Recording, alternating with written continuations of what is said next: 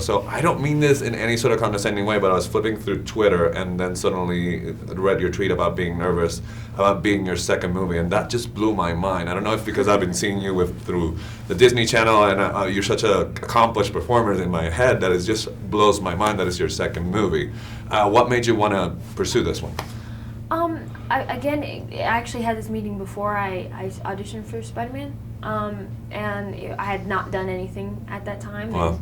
And it was an original musical with Hugh Jackman and Michael Gracie, who was so cool when I met him, and just seemed like a really cool opportunity to be a part of. And also, I mean, I got to play, this forbidden love, which I think was very special and beautiful, and somehow still relevant, and so that made me excited. So one thing is sort of getting your foot in the door to movies, but this is a challenging role. So how did you go about sort of preparing? Because you got the physical aspect of the trapeze, and then you got your dancing, and you got the singing. So tell me about dealing with all those sort of things that you have to do. Dancing and singing, I was used to. It was the trapeze that really added a new element to my life. Working out every day, beginning those trapeze training days and aerial training, and it was fun. It was honestly very fun because I got to try something that otherwise I would have never in my life had the nerve or idea or thought to even go after. It just wouldn't have. I just wouldn't have. So I'm very excited that I had something that like pushed me to do something different and pushed me to that level, and then and then you add all the other elements on top. That's another level to beat. So I heard that having sort of Mr. Jackman's blessing gave you an extra boost of adrenaline to do whatever. Yeah, definitely. I mean, he's so motivating, I think, to everybody, and so kind to everybody, and that I think was uplifting, and seeing him work so hard, Michael Gracie, our director, work so hard. You want to match that, you want to be on their level. So tell me about your director, because that's the other thing. I was like, what has he done? And then you suddenly realize first-time filmmaker, and that's amazing. It's amazing unto itself. But right. Tell me about collaborating with him. He's so talented, and I guess everyone took a chance on him just like he took a chance on me. He didn't know what I could do before this because I hadn't done anything yet, So I was grateful for that, but yeah, he's so talented and sees things a very different way, and it has this very magical mind. He sees everything like a painting, I think.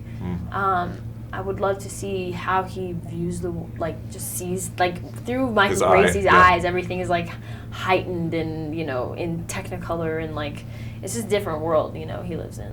All right, so tell me because I found interesting your character, sort of the contradiction that she's a daredevil and is risking her life for the show and to make a living, but then in her personal life is a little bit more tentative and conservative, obviously to her credit because of the time that she's living in, which is pertinent to now. So I wonder if you found that interesting. I thought that was the crux of the character. Yeah, I think to me,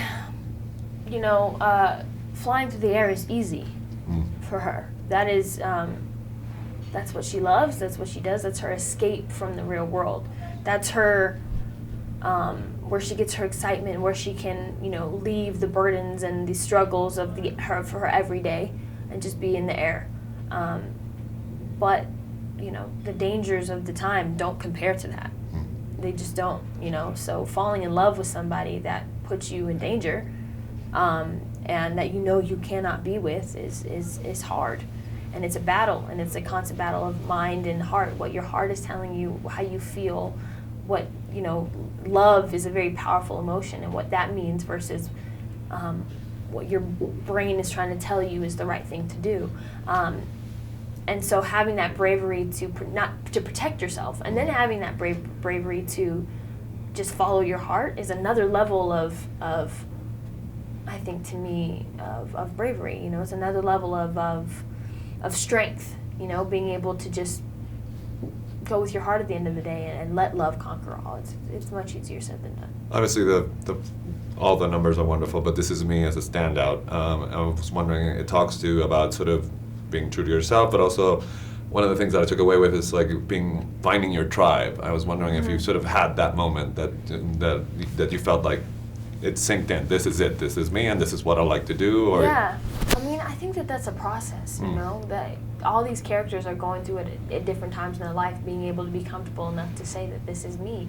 That's very hard. It's very hard. And again, like I said, it's much easier said than done. You know, anybody at any point in their life can find the confidence to say, this is me.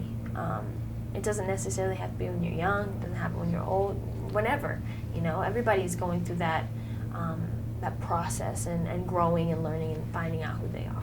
So now that you shot 2 movies, feature movies, I always ask this to people who make horror movies, but because you imagine it would be a certain way. But now that you made a musical, is a musical different? Because you feel that, I don't know, when you guys do those group numbers, you sort of feel it's perfectly precise and you're barely talented, but you sort of feel the love you have for each other, and that doesn't happen in other sort of group settings in movies. It definitely requires a lot more rehearsal and a lot more preparation.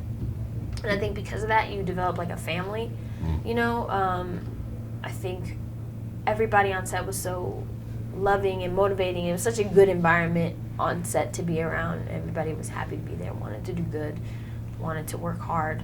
And I think because of that, it just created this warm place to be creative, and I think that you know resonated on camera. You know, everybody connected and really had a moment when we were all singing out "This is me." We were singing out "This is me." You know, it shows on screen.